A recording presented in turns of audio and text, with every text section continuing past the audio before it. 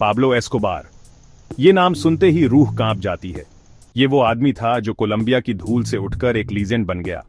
1949 में पैदा हुए पाब्लो की शुरुआती जिंदगी उस ऐशो आराम से कोसों दूर थी जिसकी उसे बाद में लालसा हुई। वो मेडेलिन में पला बढ़ा, एक ऐसा शहर जो पहले से ही गरीबी और हिंसा से जूझ रहा था। जवान पाब्लो के अंदर महत्वाकांक्षा की आग धधक रही थी। उसने छोटे मोटे जुर्म से शुरुआत की, बड़े सपने देखने वाला एक छोटा अपराधी। वो कार चोरी, नकली लॉटरी टिकट बेचने, यहाँ तक कि कब्रों से पत्थर चुराने जैसे काम करता था। हर जुर्म बदनामी की राह पर एक सीढ़ी। कोकीन की तस्करी की दुनिया ने उसे इशारा किया, अपार दौलत और ताकत का वादा किया। पाब्लो ने बिना हिचकिचाहट के इस बुलावे को स्वीकार कर लिया। वो एक कुशल बिजनेसमैन था जिसके अंदर बेरहमी कूट कूट कर भरी थी। वो तेजी से आगे बढ़ा, कोकीन की ईंटों और अपने दुश्मनों के खून पर अपनी हुकूमत बनाई। 1970 के दशक में मेडेलिन कार्टेल का जन्म हुआ, ड्रग लॉर्ड्स का एक भाईचारा जो पाब्लो की अगुवाई में एकजुट था। कोलंबिया के कोका के खेतों से लेकर मियामी और उससे आगे की सड़कों तक कोकीन की तस्करी पर उनका कब्जा था। पाब्लो किंगपिन था, निर्विवाद नेता जिसका नाम डर और प्रशंसा के मिश्रण से लिया जाता था। पाब्लो की लोहे की मुट्ठी के नीचे मेडेलिन कार्टेल एक कुदरती ताकत बन गया।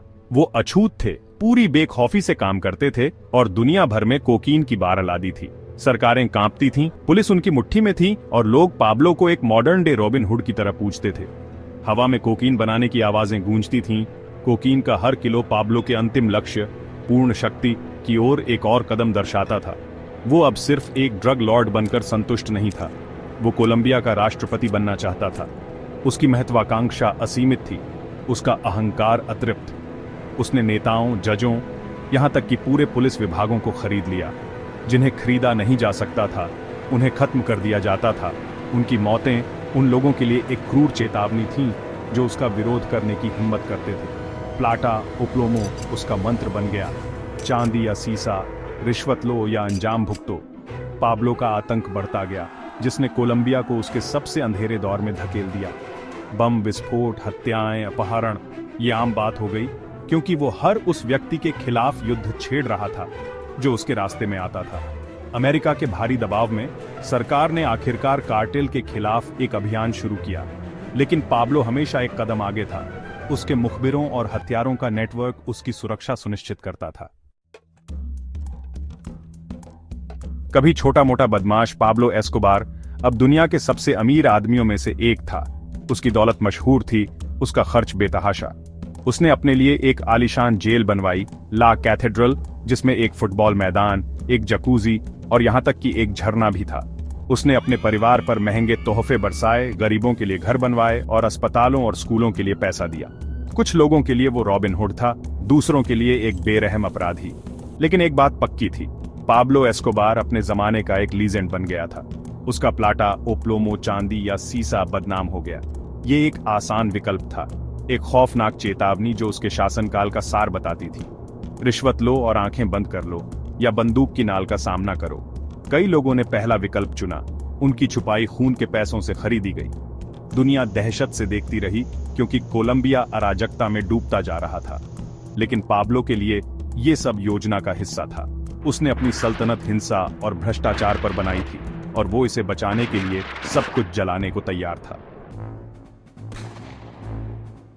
जैसे ही कोलंबियाई और अमेरिकी सरकारों ने हाथ मिलाया, पाब्लो पर शिकंजा कसने लगा। एक खास पुलिस यूनिट, सर्च ब्लॉक बनाई गई जिसका एकमात्र काम उसे न्याय के कटघरे में लाना था। एस्कोबार का शिकार शुरू हो गया था, मेडेलिन की सड़कों पर बिल्ली और चूहे का एक जानलेवा खेल। वो बेरहम थे, न्याय की प्यास और अपने देश में शांति बहाल करने की उम्मीद से प्रेरित थे। लेकिन पाब्लो बचने में माहिर था, हमेशा एक कदम आगे।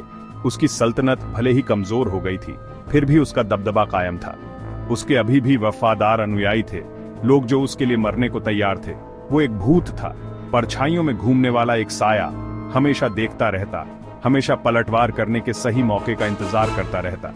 उसकी कहानी मौत के बाद भी लोगों को हैरान और दहलाती रहती है। वो विरोधाभासों का आदमी था, एक बेरहम हत्यारा जो बड़ी दयालुता भी दिखा सकता था। पाब्लो एस्कोबार, कोकीन का बादशाह, मेडेलिन का रॉबिन हुड, वो राक्षस जिसने एक राष्ट्र को बंधक बना लिया था।